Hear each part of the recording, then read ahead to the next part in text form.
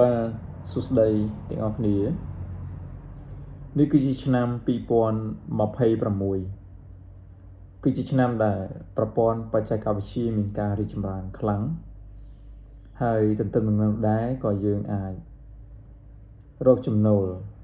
ដែលមិនចាំបាច់ទៅធ្វើការឲ្យគេយើងអាចរកចំណូលពីផ្ទះរបស់យើងតាមរយៈប្រព័ន្ធអ៊ីនធឺណិតឬក៏អនឡាញตัวอย่างហេតុអ្វីបានជាឆ្នាំនេះខ្ញុំចាប់ផ្ដើមធ្វើ YouTube Channel ពីព្រោះខ្ញុំមានអ្វីដែលខ្ញុំចង់ធ្វើចង់ចែករំលែករួមផ្សំជាមួយនឹងសម្ភារៈដែលខ្ញុំមានសម្រាប់ប្រើដើម្បីធ្វើការថតដើម្បីចែកជូនជាចំណេះនៅអ្វីដែលខ្ញុំបានជួបប្រទះការធ្វើ YouTube Channel គឺមានសារៈប្រយោជន៍ច្រើនទី1គឺជួយឲ្យយើងអាចរក្សាទុកនៅការចងចាំនៅពេលដែលយើងមានវ័យចាស់ជរានៅពេលដែលយើងមានវ័យចាស់ជរាយើងមានការភ្លេចភ្លាំងច្រើន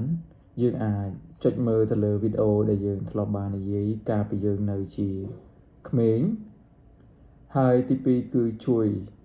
មួយផ្នែកដើម្បីជាការផ្សព្វផ្សាយអប់រំហើយទី3គឺ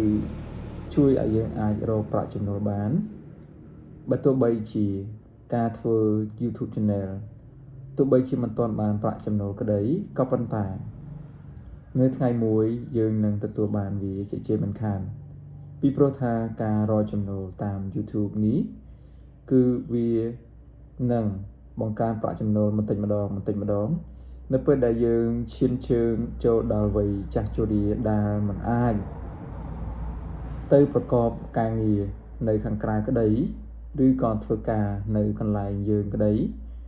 ក៏យើងនឹងទទួលបានប្រាក់ចំណូលជាប្រចាំនៅពេលដែលវ័យចាស់ជរាគឺយើងអាចទទួលបានប្រាក់ចំណូលនោះសម្រាប់ជួយយើងមួយផ្នែកនៅពេលដែលចាស់ជរាធ្វើការលេងកើតនេះហើយគឺជាអ្វីដែលខ្ញុំព្យាយាមធ្វើហើយក៏ព្យាយាមចង់ចែករំលែកនៅចំណេះឬក៏អ្វីទាំងឡាយដែលខ្ញុំបានជួបនៅក្នុងជីវិតនេះចែកជូនទៅដល់អ្នកទាំងអស់គ្នាបើទោះបីជាអ្នកទាំងអស់គ្នាអ្នកខ្លះបានទស្សនាក្តី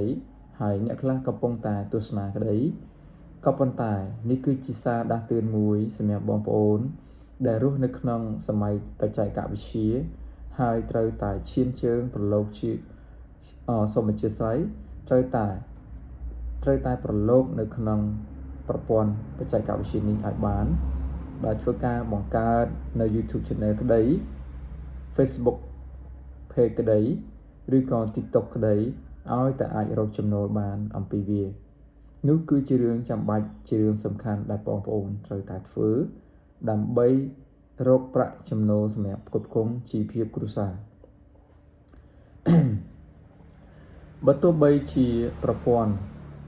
ផ្សព្វផ្សាយទាំងអស់នោះនៅពេលដែលបងប្អូនលេងមិនបានទទួលអំពីលុយអំពីប្រព័ន្ធផ្សព្វផ្សាយទាំងអស់នោះប៉ុន្តែបងប្អូនបានចែករំលែកនៅអ្វីដែលបងប្អូនបានជួបប្រទះនៅក្នុងជីវិតក្តីចែកជូនជាចំណេះដឹងទៅដល់អ្នកដទៃក្តីក៏បានរួមចំណែក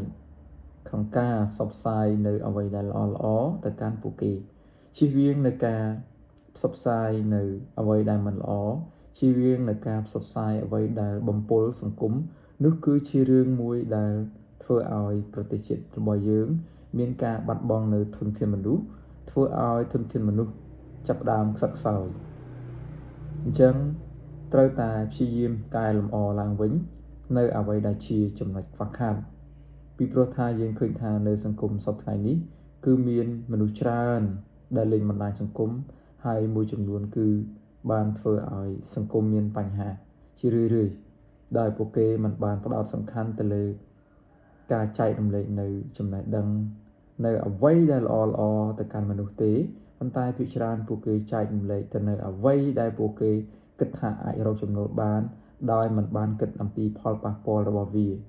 នេះគឺជារឿងចាំបាច់មួយដែលយើងត្រូវតែភ្ញាក់រលឹកត្រូវតែកែប្រែពីចំណុចដែលមិនល្អមកជាចំណុចល្អដើម្បីទទួលបាននៅទាំងចំណេះ ទាំងការចែករំលែកទាំងចំណូលផងដែរបាទហើយវីដេអូនេះខ្ញុំសូមបញ្ចប់ត្រឹមនេះពីព្រោះនេះគឺត្រឹមតែជាសារដាស់តឿនមួយខ្លីៗសម្រាប់បងប្អូនទាំងអស់គ្នា